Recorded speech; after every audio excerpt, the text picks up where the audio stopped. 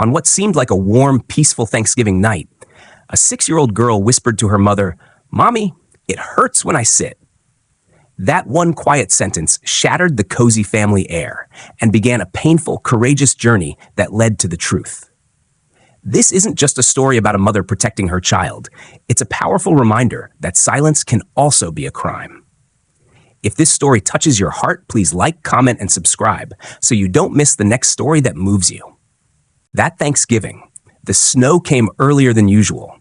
Outside the window, the maple trees had already bowed beneath a blanket of cold white, while inside the small house nestled beside a pine forest, warmth from the fireplace and the scent of roasted turkey filled the air. Emma bustled around the dining table, trying to make everything perfect. The tablecloth was ironed smooth, the pumpkin pie had just finished baking, and the silverware was spaced exactly as her mother had taught her years ago. She wanted this evening to go smoothly, especially for Lily, her 6-year-old daughter, who had been through too much turmoil since the divorce. Emma's mother, Evelyn, was pouring red wine, her hands slightly trembling but still graceful, the way only a lifelong teacher could be. At the head of the table, Emma's younger brother, Peter, was entertaining Lily with a few simple magic tricks, that making the little girl giggle. He had been a steady support for both mother and daughter when Emma was nearly drowning in her new life. They sat down as the clock struck 6. Emma took a seat beside Lily, gently squeezing her daughter's hand and whispering a quiet prayer of thanks before the meal began. Conversation floated around the table. Politics, turkey prices, the first snowstorm of the season, then gradually settled into that familiar warmth of family dinner. Until Lily turned to Emma, her eyes suddenly dropping. The little girl shifted uncomfortably in her seat, her face tightening as if something was bothering her. Emma leaned down, thinking maybe Lily had spilled something on her dress, but then the child whispered, so quietly only her mother could hear it. "Mom, it hurts when I sit." The laughter at the table stopped, as if someone had switched off the music. Emma froze. She looked into her daughter's eyes. Not the look of a tummy ache, not a childish fuss over cold food, but something deeper, something harder to name. A worry. A fear. She gently squeezed Lily's hand. "Where does it hurt, sweetheart?" she asked, trying to keep her voice calm. But Lily only shook her head and curled into her mother's side, eyes shining with tears. Peter set down his fork. Evelyn glanced over, concern flickering in her expression. No one spoke, but the room suddenly felt colder, despite the fireplace still glowing hot. Emma sat still, her heart pounding. Something had just begun. Emma had never experienced a Thanksgiving dinner so silent. The clinking of silverware, the pouring of wine, even Lily's giggles from just minutes earlier, all felt like distant memories now. She gently squeezed her daughter's hand. Lily still leaned into her arm, eyes avoiding everything around them. Emma brushed a hand through her hair, trying to mask the growing unease rising in her chest like a tide. "Sweetheart, are you feeling tired?" she whispered, just for the two of them. Lily didn't answer, just gave a faint nod. Evelyn leaned in slightly. "Is something wrong, dear?" Emma quickly offered a soft smile, paper thin. "She's fine, Mom. Probably just tired, long week at school, and then waking up early to help with the holiday." Peter raised an eyebrow, his gaze sharp. "Did she say something?" Emma glanced at her brother. She didn't want to say it. Not here. Not in front of everyone. Not when she herself didn't fully understand what was happening. "She's just a little uncomfortable," she said softly, her voice quieter than usual. "Maybe we'll wrap up dinner a bit early so she can rest." Peter nodded, though his gaze lingered on Lily longer than it needed to. The little girl still wouldn't look at anyone, her small fingers absent-mindedly playing with her mother's.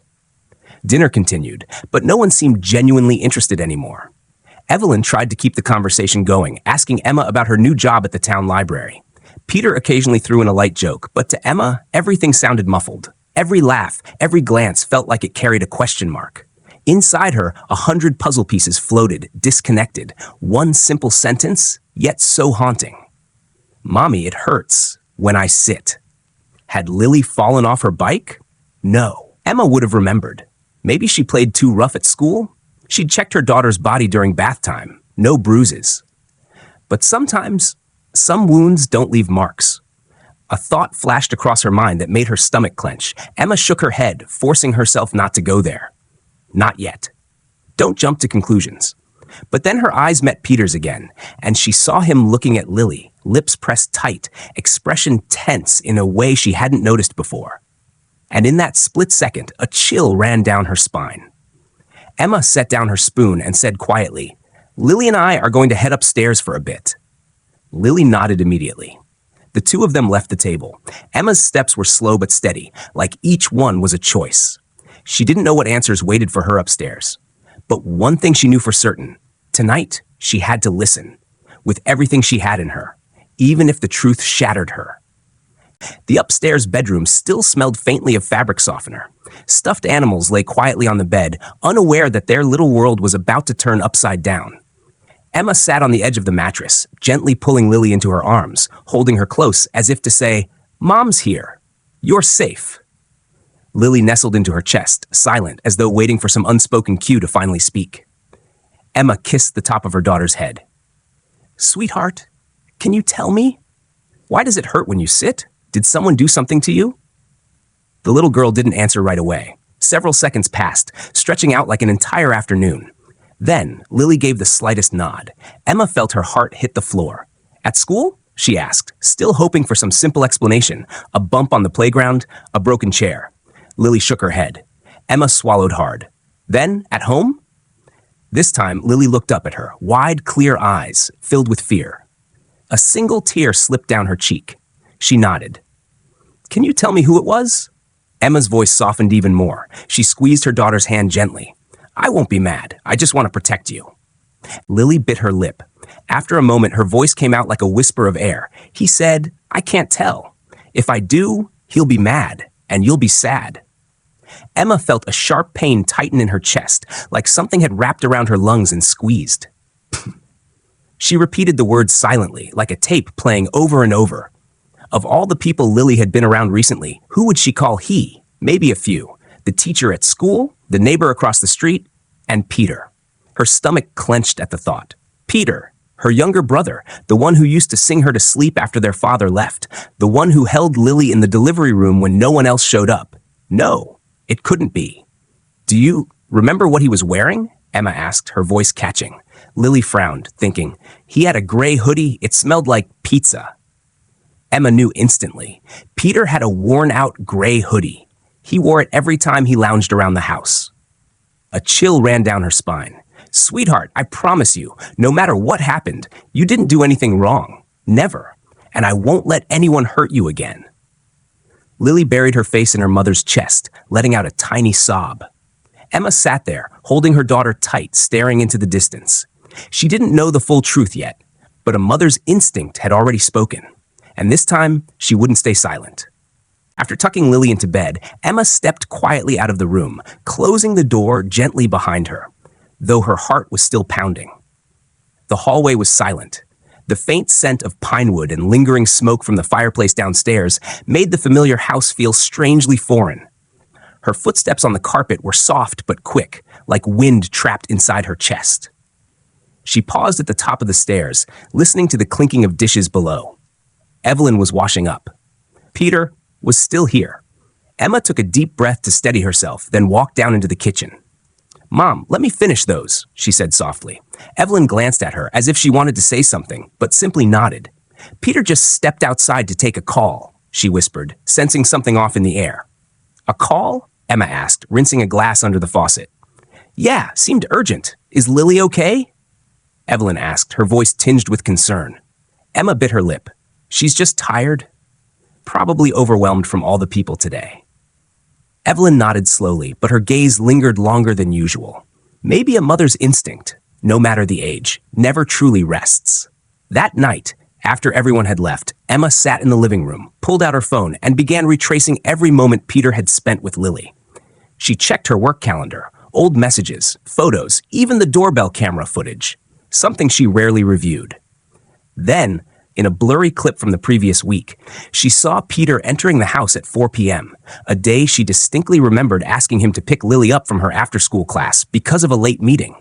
Nothing seemed unusual, until he exited the house an hour later, still wearing his gray hoodie, hands empty. And Lily was nowhere with him. Emma felt her heart go cold. She didn't dare draw any conclusions, but the mother inside her was screaming. Before going to bed, Emma peeked into Lily's room. The little girl was fast asleep, her face soft and angelic. But as Emma gently pulled the blanket up, she noticed Lily curl in on herself, arms wrapped around her stomach, a small movement that pierced her heart. Emma turned away, silent tears soaking into her pillow where no one could see. Tomorrow, she promised herself, the silence would end. The truth, no matter how ugly, needed to be named, because a mother would rather lose everything than lose the safety of her child. The next morning, snow lay thicker across the front walk. No one went out, and no one called to check in like they usually did. In the strange stillness of the morning after Thanksgiving, Emma sat at the kitchen table, hands wrapped around a mug of coffee gone cold. Lily was still asleep, and Peter hadn't left the living room yet, where he'd crashed on the sofa the night before. Emma glanced at her phone, reopening the footage from yesterday. Peter, walking into the house with that familiar smile, carrying a bag of Lily's favorite snacks. He was always like that, thoughtful, affectionate, never distant with his niece. But now, things she once brushed off as sweet took on a different shade. A hug that lasted a beat too long, a walk with Lily he never mentioned in advance, the way he joked with her, jokes that made Lily squirm, even though she smiled through it. Emma had once chalked it up to Lily being shy. Peter was the fun uncle, maybe just a little too friendly, but never with bad intentions. Now, that innocence felt like a knife in her gut. That evening, Emma asked Peter to step out to the back porch, saying she needed to talk. Snow drifted gently over the roof, and the warm porch light bathed everything in a sepia hue. Peter held a mug of hot cocoa, leaning casually against the wooden railing, smiling. "How's Lily? She seemed a little off yesterday." Emma looked at her brother for a long moment. "She told me something that kept me up all night." Peter nodded, concern flickering on his face. "What is it?" Emma hesitated. She didn't know where to begin, and she was afraid, because the moment she looked into his eyes, she'd know. She said, "It hurts when she sits." Her voice was slow, each word thickening the air, and she said an uncle told her not to tell me. Peter blinked. 1 second, 2, 3. Then he furrowed his brow and let out a short laugh, shaking his head. "You think it was me? Seriously, Emma? You're the only one who's been alone with Lily this past week." Her voice cracked. Peter set his mug down, his hand trembling slightly. "What are you saying? I'm her uncle. I love that girl like she's my own." "Then why does she look down and avoid your eyes every time you're near?" The question hit like a stone dropped into still water. Peter was silent. And in that silence, Emma felt something break inside her, because it hurt more than any confession ever could. That night, the house was quiet again. Lily was asleep, curled up like a little cat under the comforter. Emma stood by the living room window, watching the streetlight's glow reflect off the thin layer of snow outside. But inside her, a storm was building. Peter hadn't answered any of her questions directly. He just kept repeating, "You don't understand. You don't remember, Emma." Don't remember? Each of his words cracked open a door Emma had never dared to approach. A corner of memory left untouched, from those years when she was a teenage girl, too busy growing up, while their mother was always preoccupied with caring for the quiet youngest child. Emma rose and walked toward her mother's room. Evelyn was still awake, sitting in her old rocking chair by the nightstand lamp, a worn leather Bible resting in her lap. She looked up as Emma entered, gently closing the book. "What is it, Emma?" she asked softly, though concern had already begun to fill her eyes. Emma sat down across from her, silent for a moment, then finally spoke, slowly, honestly. "I need you to tell me. What happened to Peter when he was little?" Evelyn froze. Her hands tightened slightly around the Bible. The room fell into a still, heavy quiet. "I know something happened. I can see it in Peter's eyes. In the way you always avoid talking about his childhood. I know I'm not imagining it anymore." Evelyn let out a long breath, like releasing a heavy stone she'd been carrying on her chest for years. "When Peter was about 8, there was a neighbor, a close friend of your father's," she began, her voice faltering. "He used to come by, fix things around the house, play chess with you kids. No one ever suspected anything." Emma felt her heart drop into a void. Then one day, Peter started to change. He was afraid of the dark, terrified of being alone. But when I asked, he wouldn't talk, just cried into his pillow. And then, Emma whispered. One night, he finally told me, and I froze, Evelyn said, her voice breaking. But your father was sick at the time. I was scared of the scandal, scared of tearing the family apart, so I just took him to a therapist and we moved. I thought I was protecting him by backing away. She covered her face with her hands. I was wrong, and I've never forgiven myself. Emma sat there in silence, her chest tight, not only for her daughter, but for the woman in front of her, who had done the best she could in the worst of times. So, you think Peter might? She asked quietly.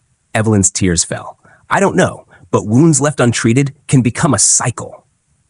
Emma reached for her mother's hand, ice cold. She knew now, from this moment on, she could not stay silent the way her mother once had. She was Lily's mother, and this time she would follow the truth wherever it led. The next morning, Emma woke up early. The snow was still falling, light as breath in sub-zero air. She sat in front of the computer screen, her hands trembling as she rewound the doorbell camera footage one more time. The gray hoodie. The time frame when she wasn't home. The day Lily seemed more withdrawn than usual. She didn't need more legal evidence to act. What she needed was the truth and an answer for her daughter. Peter was still in the house. He was in the kitchen, making coffee like everything was normal. Soft sunlight filtered through the window, casting a glow on his face, a face Emma had trusted for over 30 years without question. We need to talk, she said, her voice eerily calm. Peter turned. Still about Lily? Emma nodded and handed him her phone. Look, you came in at 4:03 p.m. You left at 5:12. You didn't call. You didn't pick Lily up. And that was the day she first said she was hurting. Peter said nothing as he looked at the screen. His eyes weren't panicked, just empty. The silence stretched between them, expanding across the kitchen like a slow leak of air. You believe that video more than you believe me? He asked, his voice low, almost cold. No, Emma replied. I believe her eyes. I believe the way she tenses when she sees you. I believe every small sign a mother never misses. Peter set his coffee cup down. You don't understand. You think I'm a monster after everything I've done for you? Emma looked up. It's because you were my support that I need to know what really happened. Just tell me, Peter, once. Tell me the truth. Peter stared at the floor in silence. His fingers knotted together. Finally, he whispered, I didn't hurt her, but sometimes I feel those old memories come back. That feeling, it's blurry but terrifying, like there's someone else living inside me. A chill ran down Emma's spine. And what did you do during that time? She asked. Peter looked at her, eyes glistening. I don't fully remember. I swear.